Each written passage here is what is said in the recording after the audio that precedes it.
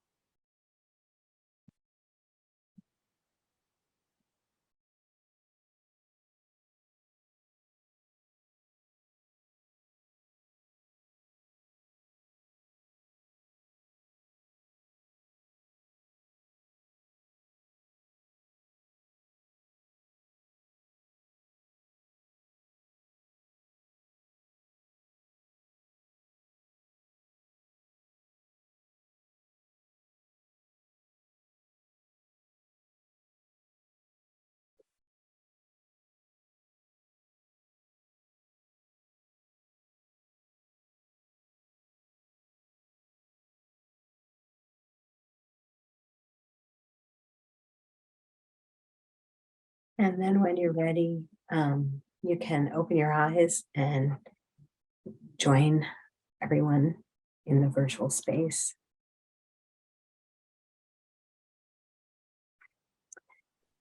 Hey, so before we kind of go into tonight, I thought, good to pause and see if anybody had any, questions or comments about the previous couple of classes, or maybe just anything on your mind that anybody wanted to kind of chat about.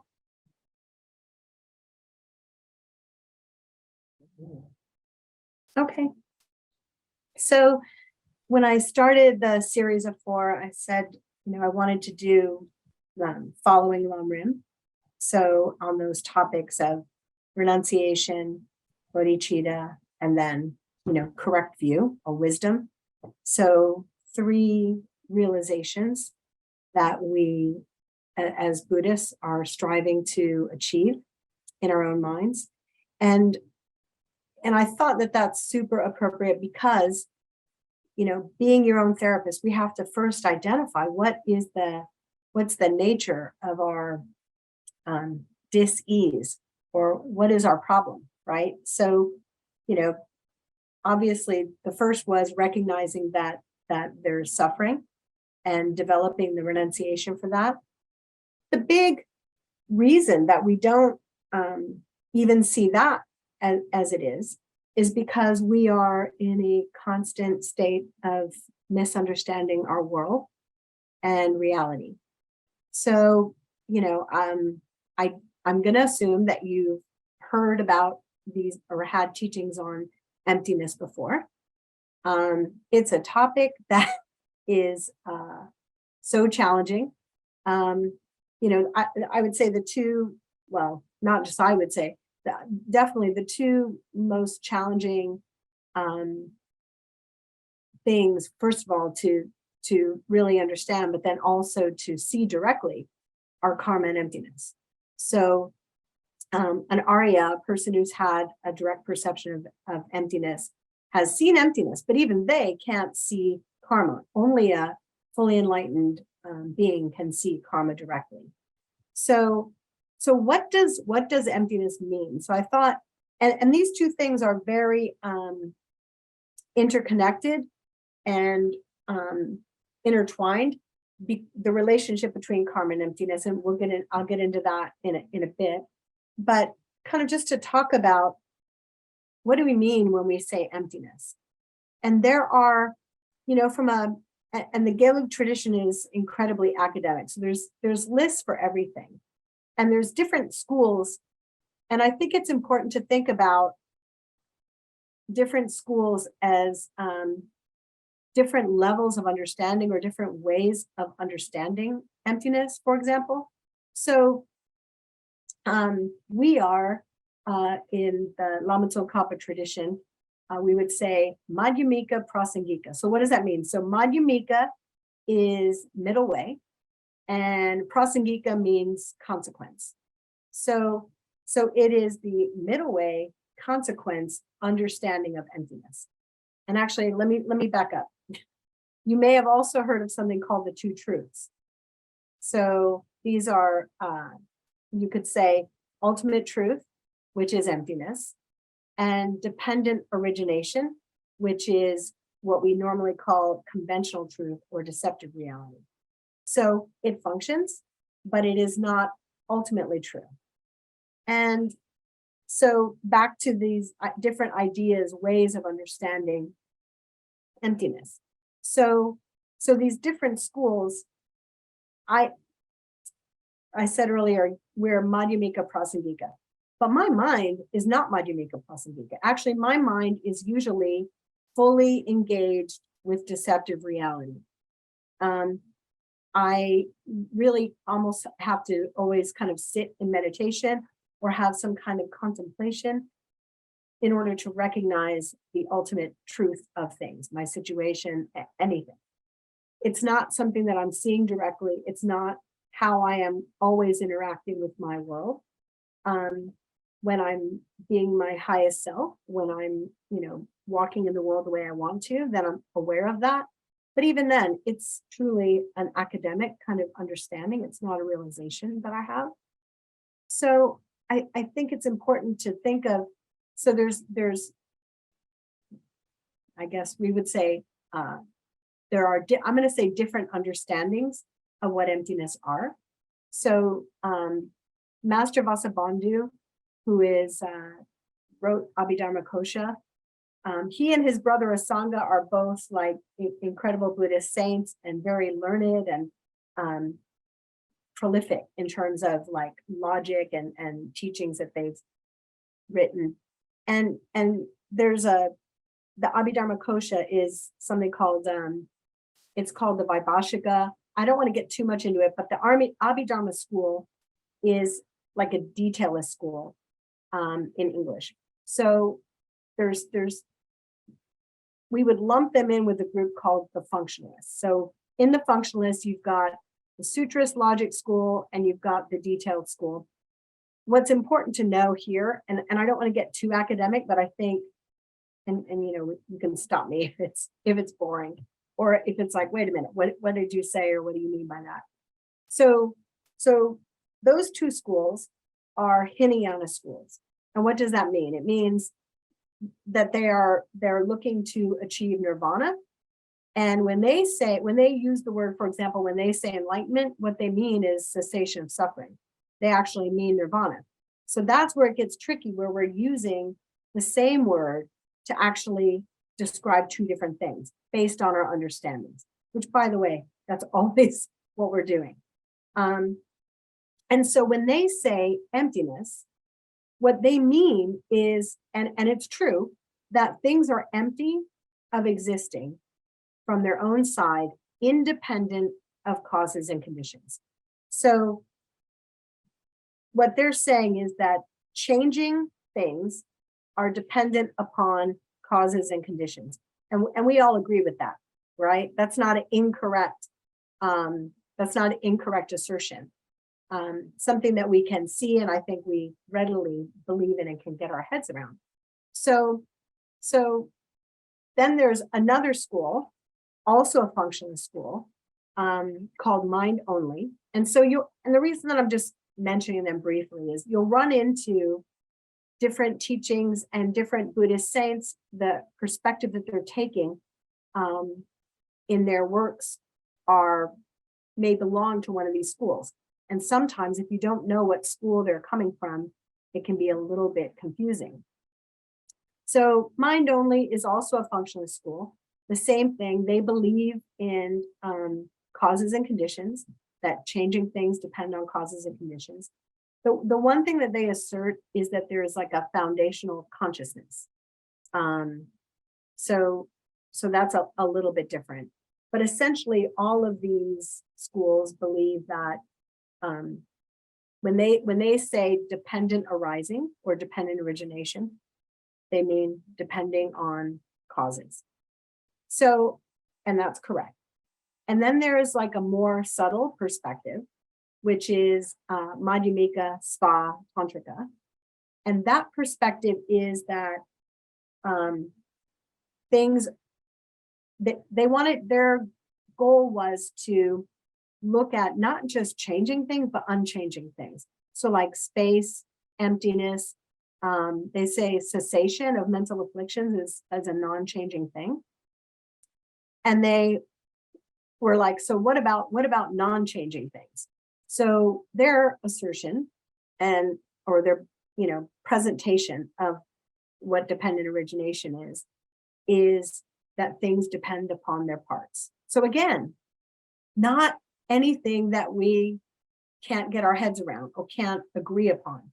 And so a lot of times when, depending on who you're talking to, when they're talking about emptiness or no self, they could be talking about just the impermanence of things, right? Which is apparent, and we would not disagree. So the reason that Madhyamika Prasangika is called the consequence school is they're like, well, wait a minute, that the consequence of that would be that some things would actually be self-existent, like the actual parts. So their understanding is more subtle. The presentation is more subtle. And here it is just plainly that things depend upon our perceiving and labeling them as such. And that's the thing. So that's the dependent origination. That's the reality that things have. That is much more subtle and much more difficult, I think, to wrap our heads around. And so why is that important? So if things are depending upon our projections and our label, then the question is, what is causing us, what is forcing us to label and perceive them in a particular way? And this is where karma comes into play, right? But even karma is empty of existing from its own side, independent of our perceptions. So it's a tricky topic. But why does it matter? So as a Buddhist, there's things that we believe in, like enlightenment and past and future lives. And those things, without some kind of understanding of emptiness and karma, it's impossible to understand those things. We could take them on blind faith, but that's, as Buddhists, we're supposed to examine things. So now you can understand why it becomes so important, the things that we do and think and say. So, backtracking, I think it was the first class talking about, the things that we need to take up and the things that we need to give up. And, what are the non-virtues, and how Buddhist morality is not arbitrary. It's very functional in the sense that it helps us to eliminate the causes to experience a reality that we don't want to experience, and to create the causes to experience enlightenment. I mean, there's lots of simple ways to talk about the Dharma, and that's one of them, right? Like what to take up, what to give up, accumulating merit and accumulating wisdom. So I'm going to stop there because I'm kind of rattling stuff off, and I also don't want it to be too academic-y. So any thoughts or questions? What was the mind-only school? Chitta Mantra is mind-only school. So they're also a functionalist school, and they believe that things come from causes and conditions. Hello. Oh, what a cutie. Yeah, so they're also functionalists, but they are Mahayana. So like the first two schools are Hinayana, and the last two are Mahayana schools. And the last two, it's like two, but the second one is divided into two. if that makes sense. So I mean, my job as a Buddhist is trying to, when I'm meditating, getting more in touch, going to teachings, holding those teachings, reading Dharma books, trying to analyze these teachings in some kind of detail so that I can get those realizations, so that I remember when, something unpleasant is happening to me. I can have the discipline to refrain from doing the very thing that will cause that to continue to happen, right? Which is the cycle that we get into. So I guess I know I've already talked a little bit about karma. So, 4 principles, and, that it's certain, that it grows, the whole plant analogy, that like creates like, that if you plant something, you will, get results. If you don't plant it, you can't get the results. And I realized preparing for today, like, oh my gosh, there's so many things that are things of 4 when it comes to karma. So I also talked about the 4 powers, but I thought it might be interesting to talk about 4 different ways that karma ripens for us, and then how those kind of relate to how the 4 ways that it ripened can relate to the 4 powers. So 4 different ways or consequences of karma are, the first one is just ripening. So that's the rebirth. So karma ripens as the kind of birth we have. So when we talked about, having this precious human rebirth and, not being born in one of the other realms, that's a ripened karma. That's one of the ways karma, one of the consequences of karma. Another one is a corresponding experience. So this means if I'm, for example, if I steal, then I may be born poor. I may struggle to get financial things. So it's experiencing a result that's similar to the cause. And then, so each action that we do, by the way, has these 4 different ways of ripening, contributes to these 4 different things. The next one is a corresponding habit. So one is the experience, the other is the habit. And that's particularly stingy because it means I'm going to continue to create the causes, right? That becomes the negative spiral, right? What we want is like the upward spiral out. Habit contributes towards a negative spiral. And then the last one is environmental.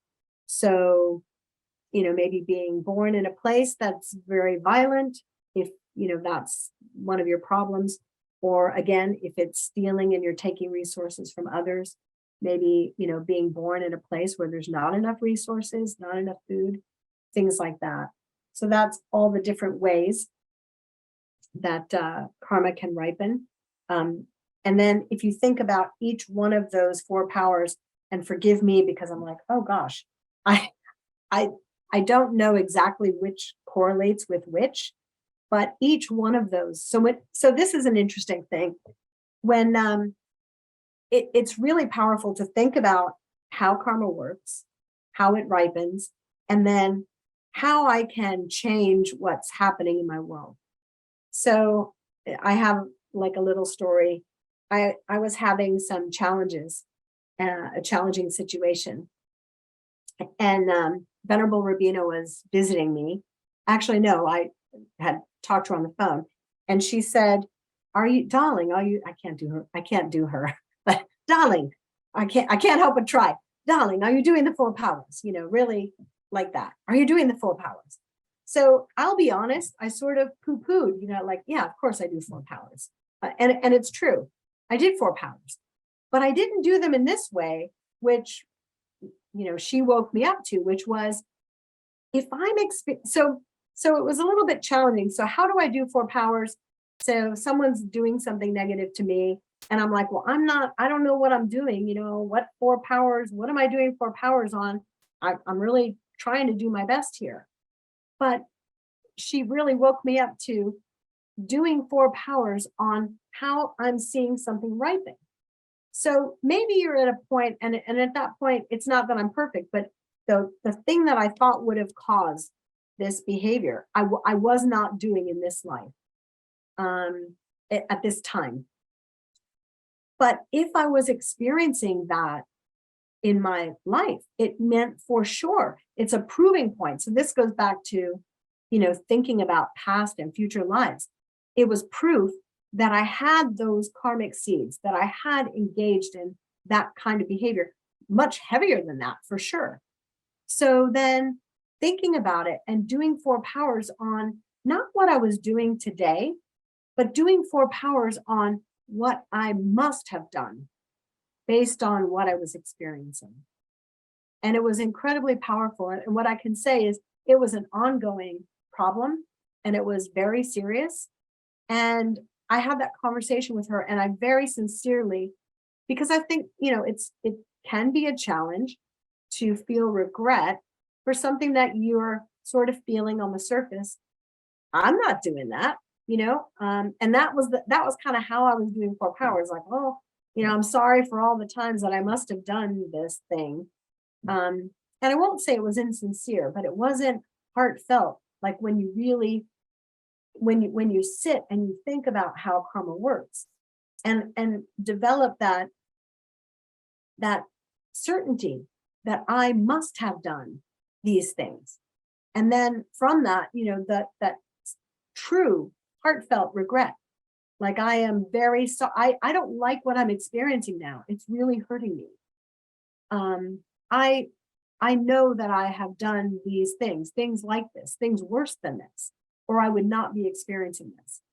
And and then you can genuinely, really, really regret those things. And then taking refuge. Okay, so I've done something, and I don't remember it even. I don't necessarily have recall, but I know I've done these things, and I sincerely regret it, and I go for refuge. I know what can help. I mean, ultimately, that's the real definition of refuge. Like when the poop hits the fan, what am I going to do? And it's like, okay, it's hitting the fan. I'm going for refuge. I'm going to do the 4 powers. And then, deciding to, in this case, more than turn the other cheek, like offer the victory to this person, genuinely, because I know that what's happening to me is something that I've created the causes for. And then resolving, to really watch. I know I mentioned like concentric circles, right? It's not the big things that we do. It's the small, I had one teacher say low level radiation, like just that constant low level stuff. Most of us are pretty good people. If you ask someone, what they thought, they'd say, oh, they're very nice. They're really good people. And it's not that we're looking to find where well, I guess we are. We are looking to find where we're not, where we're not perfect, right? And then working on that. So again, understanding, having a rudimentary understanding of emptiness. This is the challenge. When things happen, they appear so self-existent.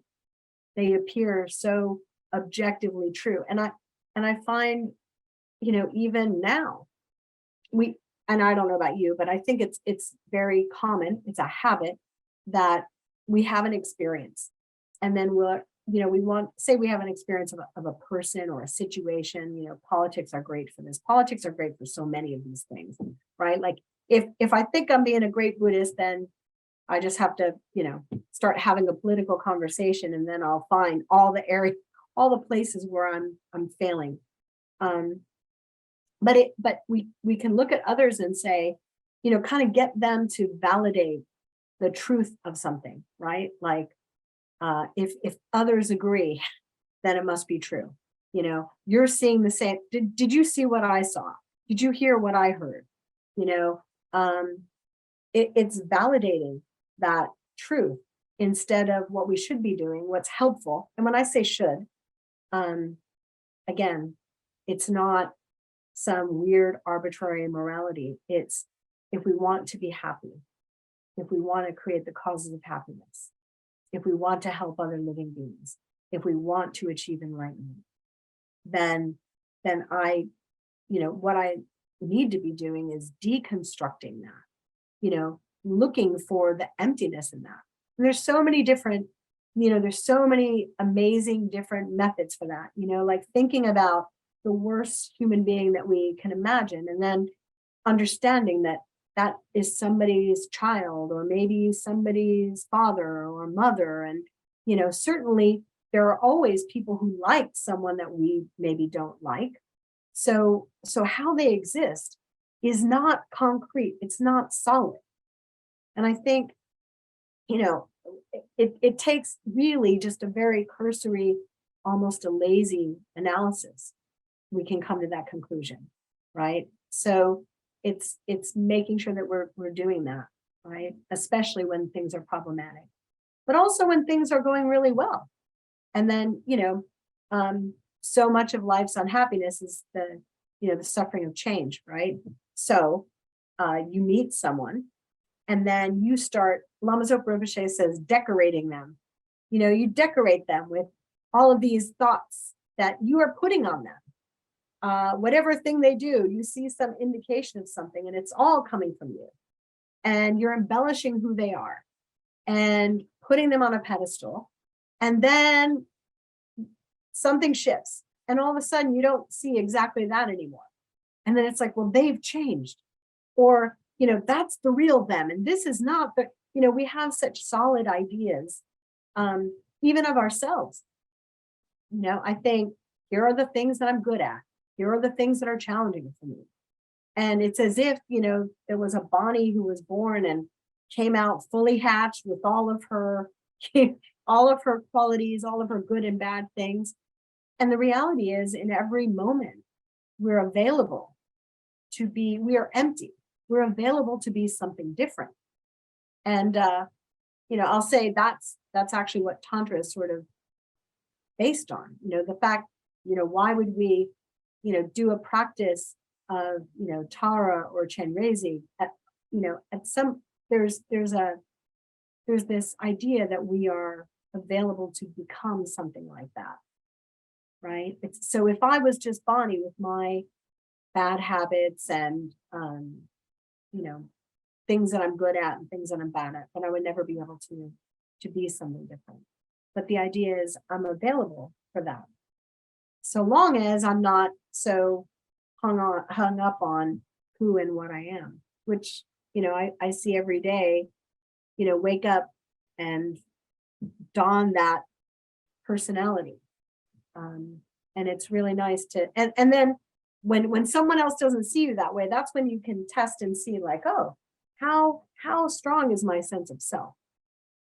I will tell you that the thing that brought me to the Dharma was being accused of something that I didn't do.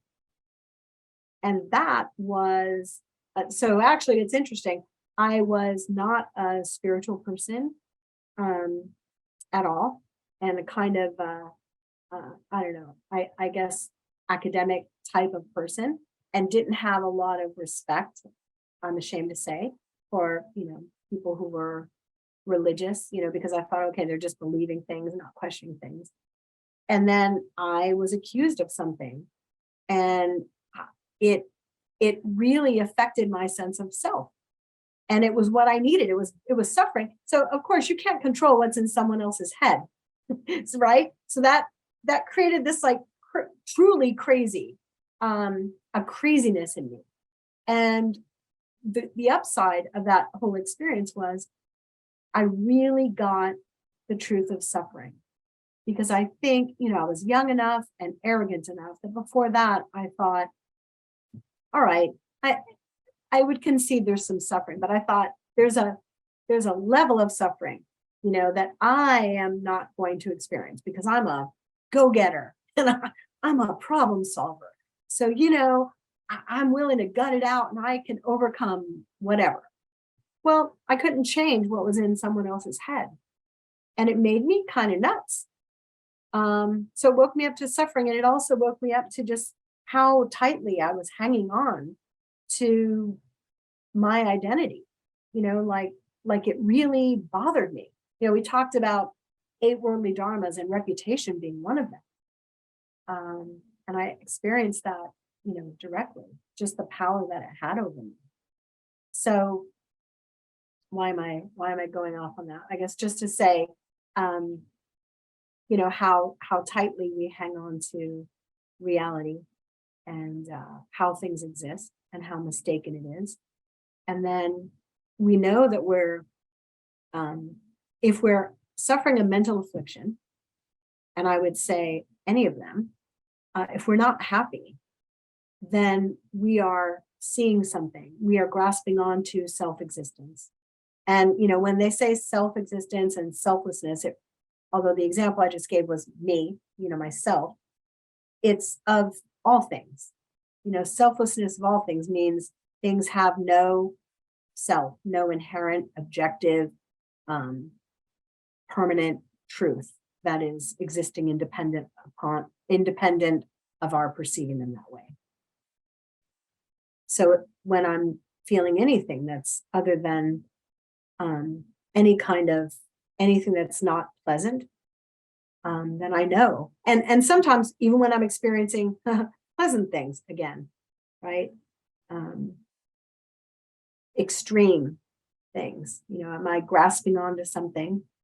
Am I afraid of something? All of those things come from misperceiving our world. So this is all like fodder for discussion. Help? Questions, thoughts? Bonnie, I feel like if you look at karma, and if you're kind of science-based like I am, then what we see is that the body and the brain in particular have evolved in a way to promote karma. Because what I usually do is when I see things, I use everything that I see, everything that I perceive, even though I know it's not because of emptiness, I know it's not the way I'm perceiving it, but I use it to reinforce my beliefs about about how things are. And then that can further entrap me into the karmic state that I'm in. Yeah, absolutely. I started out saying, and it's an assertion, I don't see it directly, but even karma is empty, right? So what does that mean? I found myself, so I'll just say, I was having a discussion with someone and they actually brought up, so there are things that are conventionally true. There are things because they function, right? So conventional truth is the functioning reality, the things that we're seeing. But the ultimate nature of them is emptiness. So the reason that I'm saying that is because the example I'm going to bring up seems like one that's a no-brainer. So I was talking with someone and someone said, you should watch this thing about people believe in the flat earth. And I'm like, oh my God, I just can't entertain that. And I was very kind of hardcore, like, okay, I can't even have a conversation with someone who would think that. And so obviously I'm in this conventional world where and that's not something I can see directly, but I can deduce. And the ways that we know things are trusting experts, by convention, by logic, all of those things. And I can deduce that the world is round. But I'm not directly having I can't directly actually access that. So I was finding, I'm having this like big, I'm having a huge negative reaction to this idea that someone's reality, even that fundamentally could potentially be correct for them. And that's a challenge. And I think we have to be careful that we don't go off the deep end.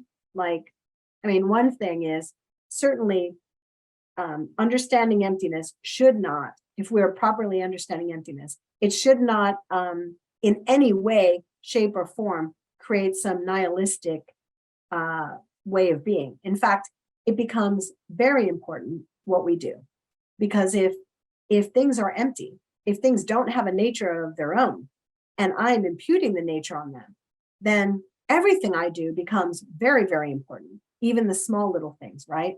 So I always thought it was interesting, like, what does a nihilistic perspective really look like? I mean, it's one thing to philosophically adopt that position, but like, how do you live? How would people actually live? I don't think you can really misunderstand emptiness too far, because I think no matter what we're doing, the things they're doing are because they believe in self-existence, if that makes sense. So I don't know if that's, when you're talking about trying to have having a scientific mind, and that kind of can sometimes almost reinforce the ways of thinking that are not. Is that kind of, am I hitting it? Is that? Yeah. Yeah. And does emptiness mean that I don't have an underlying nature, or does emptiness mean that I just can't perceive my own underlying nature the way it really is? It means that I mean, that's a great question. So you hear all the time, like, Buddha nature. And what that means is that is the emptiness of a Buddha. That is the potential that all beings have. That is what the Buddha nature is. It is our emptiness. And when you think about how things, so there's actually lots of like very philosophical way, realized beings having, presenting these things, but and it's pretty academic, but if you are so inclined, Jeffrey Hawkins' Meditation on Emptiness, it just ties my head in knots, but that's kind of that's sort of the book. If you want to tie your head in knots, but it's a worthwhile exercise. It's a virtuous exercise to even kind of grapple with these things. But earlier you said body and brain, and there's all of these arguments about why. So we're not made of the elements, because we're not, anytime, there's all these arguments like, well, if we were, then anytime those elements were together, then we would just be there, right? So what is this thing? And what we can say is that our mind obviously takes things from moment to moment, right? So it's very interesting. It's not, the Buddhist perspective isn't that I am continuing. It's that there is this mental continuum. It's like energy. So I love it. The other person that I love is B. Alan Wallace, like so many great books for people who are scientifically inclined. But these, from moment to moment, this mental continuum just has things kind of popping, and it's not me. So in a very real way, I'm not, I mean, even in this life, Bonnie of 40 years ago and Bonnie of now, it's a perception. You can see I've slapped a label on it. I've called it Bonnie, but there's nothing of substance really that is Bonnie. Even if you look at the body, like by this time, all the cells have been like renewed or old, right? There's not really anything left, but except that label. And so then from lifetime to lifetime, why would something stop? So if we've got this momentum, that, things are ripening mentally, then that energy, like conservation of energy or conservation of matter, it just becomes something different. And now a different label goes on top, but things are still popping. Perceptions are still happening. Does that kind of make sense? And I'd love to discuss this, because this is helpful. I mean, this is the stuff we grapple with. Yeah, that makes sense. Yeah. And so, becoming our own therapist at the core is understanding that reality is not how we're perceiving it. And how we're perceiving it is problematic. It causes all my suffering. It causes the suffering of every other being. And that's Lord Buddha's path is recognizing that we don't understand our current situation and that we can do something about it. And Buddha many times said, it's mind. So his most profound teachings, so the teachings, Prajnaparamita, the perfection of wisdom teachings, those are the core teachings where Lord Buddha was talking about emptiness and reality. So if you're familiar with the Heart Sutra, it's wonderful because it is so on, the first time I heard it, I thought, if I could just get that. And you know what? So true. If I could just get that, like the pithy Heart Sutra, I guess that's why it's called the Heart, the mother of all Buddhas sutra. He says there is, the first thing he taught are the Four Noble Truths. And then the Heart Sutra says there's no suffering, no origin of suffering, no cessation, no path, no wisdom, no attainment, no lack of attainment. No suffering, and then there's no realizations. There's no, none of those things. And yet he had taught those things. So what did he mean? Not that those things don't exist, that those things don't exist in the way we think they exist. So, Buddhas depend upon the perfection of wisdom. That's how they become Buddhas. Like, this is the thing that we have to know. But in the meantime, while we're here and we're deluded, then conventionally speaking, it's really good to think about, suffering, origin of suffering, cessation, path, wisdom, all of those things. And it will work.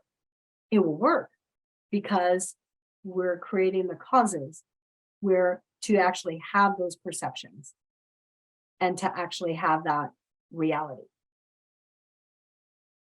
There is no other Buddhahood to be had.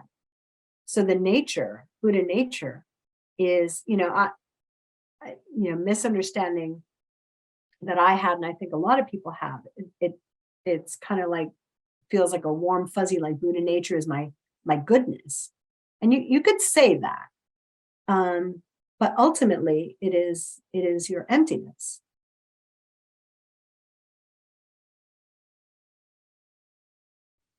So, especially for a topic like this, where, frankly, there's a limited amount of things I can say with experience, I think it's really worthwhile to maybe take a little bit of time and maybe let's do 2 meditations. So think about something. Think about some kind of challenging situation in your own life.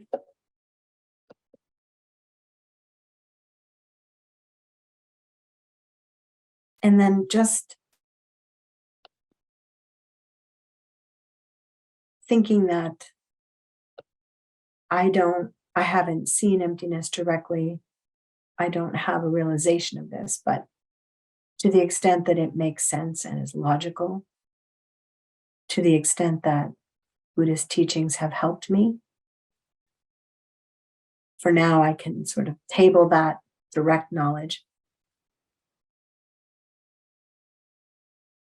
and just consider that things are empty.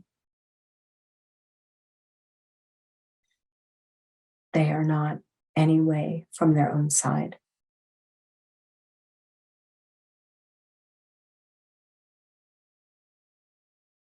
And how I'm experiencing them is coming from me, from my perception, which is being forced upon me due to previous actions of my body, speech, and mind.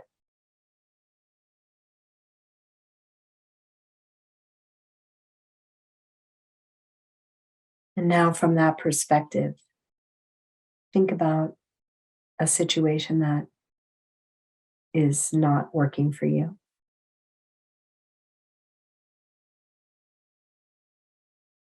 And then using your logic, deduce that if karma is true, you must have done something similar. You must have somehow, at some time, in previous lifetime even, created the causes. There would be no other way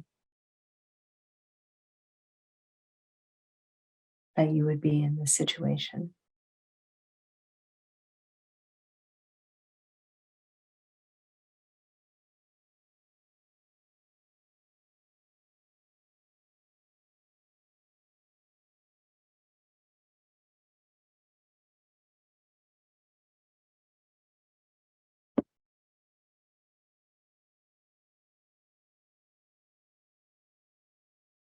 So when you feel some confidence, some surety that that's the case, then just very naturally you can develop some regret for that, whatever it is.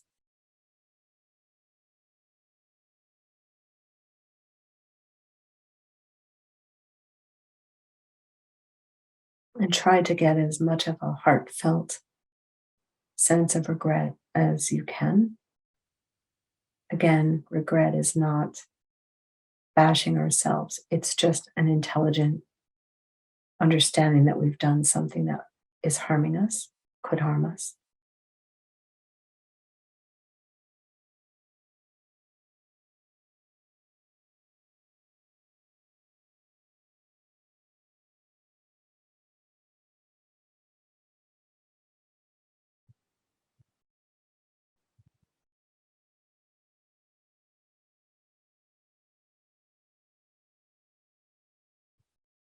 And now think how wonderful to meet the Dharma or Buddhist teachings.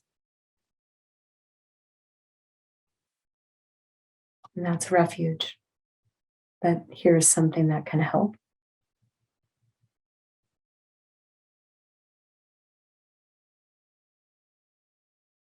And then think about something you can do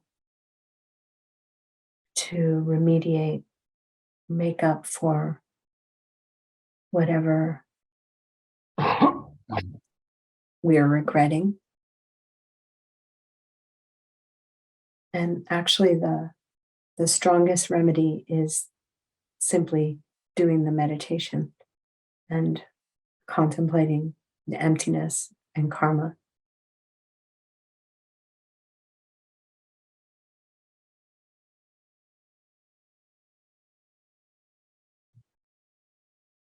But maybe also think of something little that you can actually do in the world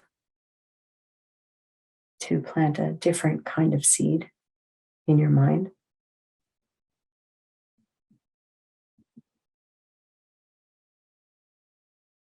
And then lastly, make a realistic resolution to try to refrain for some time that you can achieve some behaviors that are related to your situation.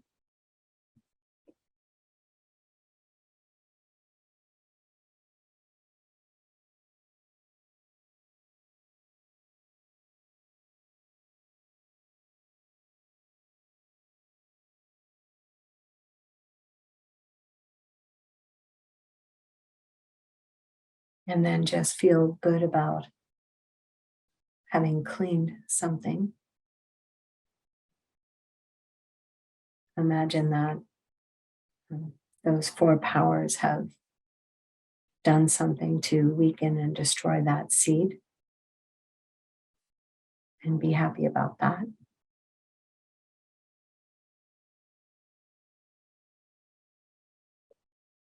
And now you can kind of come back. So I'm aware that I talked a lot during that meditation. I was just sort of trying to create the framework, right?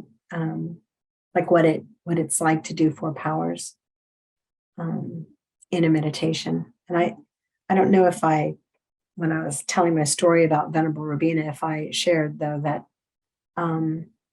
when I got to that point, first of all, where I was very fed up with the situation, and I realized that when she said 4 powers, what she meant, like that I wasn't really doing them, that I didn't really see how I had contributed to the situation.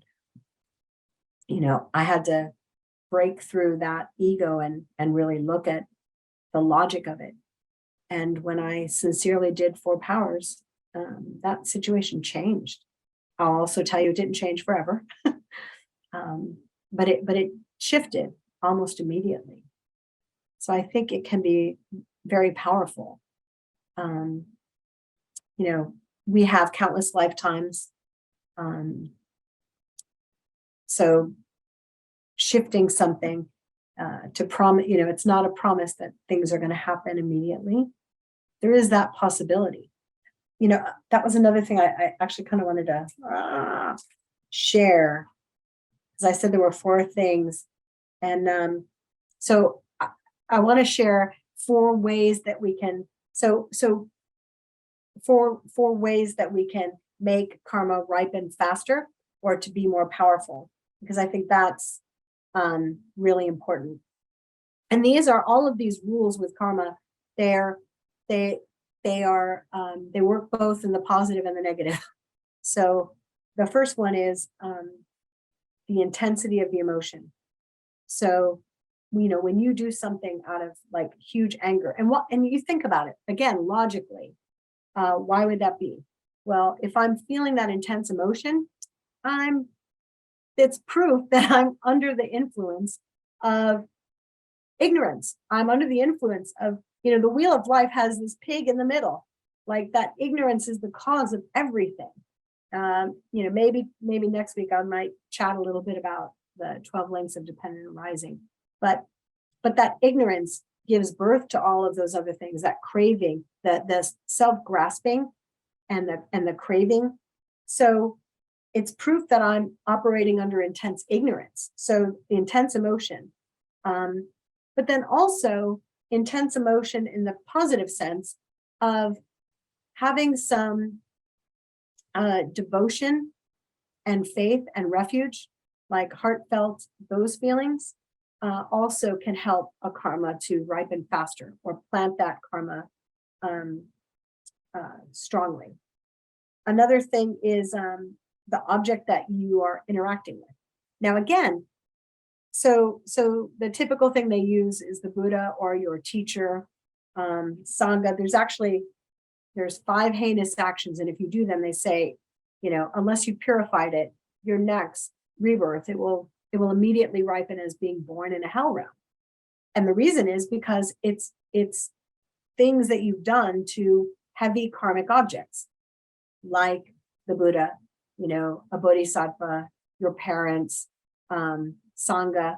So very powerful objects. And that creates a kind of strength in the karma and you know how fast it ripens. And again, I think it's important to say, okay, logically, why is that? You know, and by the way, is my Lama a Lama from his own side? Like, he's not everybody's Lama, right? Why is he holy? Is he holy from his own side? I think obviously we want to find teachers who appear to us in that way. Check them out very carefully, look at what they're doing in their lives. You know, find the teacher that's right for us, but it's the teacher that's right for me. It doesn't mean that it's going to be the same for everyone. And so the reason that I point that out is because it's very easy then to think, you know, the self-existent Buddha, right? Like Buddha, the power that Buddha has, the power that your teacher has, is also coming from you. They're functioning in that way because you perceive them in that way. I won't get into that too much, but you can think about that. I'm certainly thinking about it all the time. And then the third thing is by habit. So something that you continually do. And then the last thing is, if someone has like the relationship that you have with them. So for example, if someone has really helped you, then they also become like a heavier object for you, or someone who's in great need, things like that. So those are, but again, those are how things appear to you. So those things are negative. Like, so if we're doing those things, doing negative things with those conditions, that's bad news. The good news is that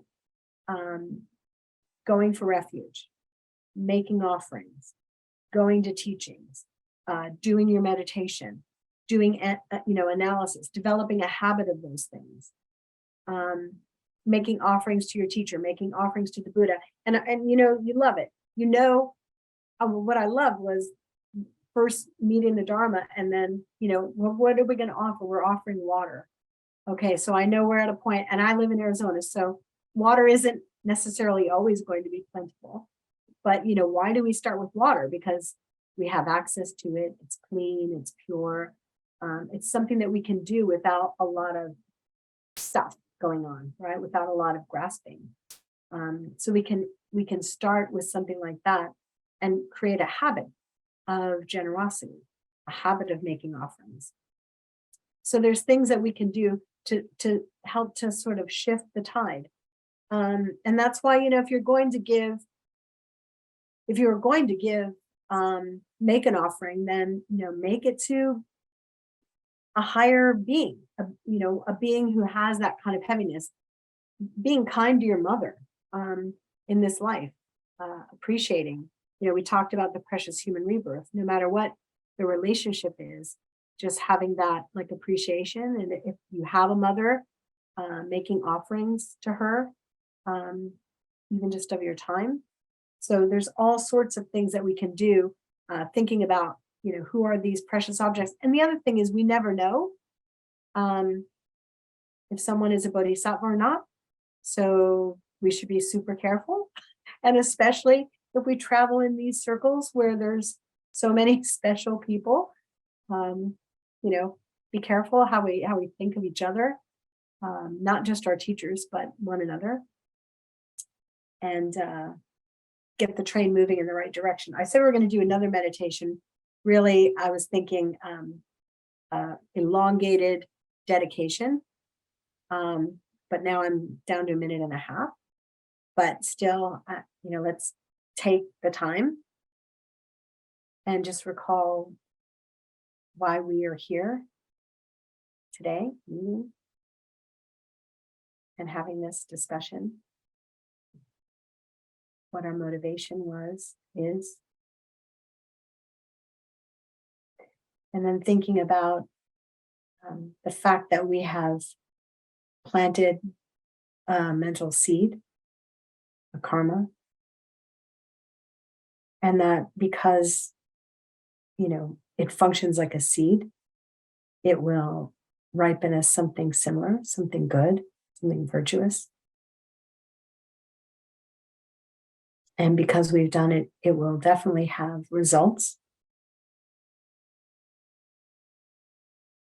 And then those results are related to the act. So what we've done here, our motivation for being here, may it ripen as realizations in our minds, so that these are more than just ideas, but our own direct experiences, limitless compassion, wisdom that perceives emptiness, and the ability to help all living beings, becoming a Buddha,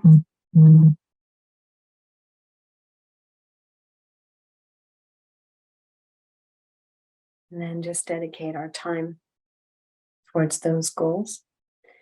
And then praying for the long life of all those beings who actually have those realizations in their own minds and are sharing that with us and have shared that with us.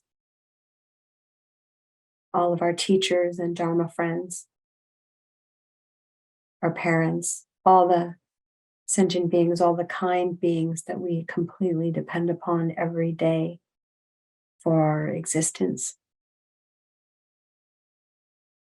May they all be happy and healthy. May they have long lives. And may those who are not yet enlightened, may they achieve that. And may we help to make that happen for them.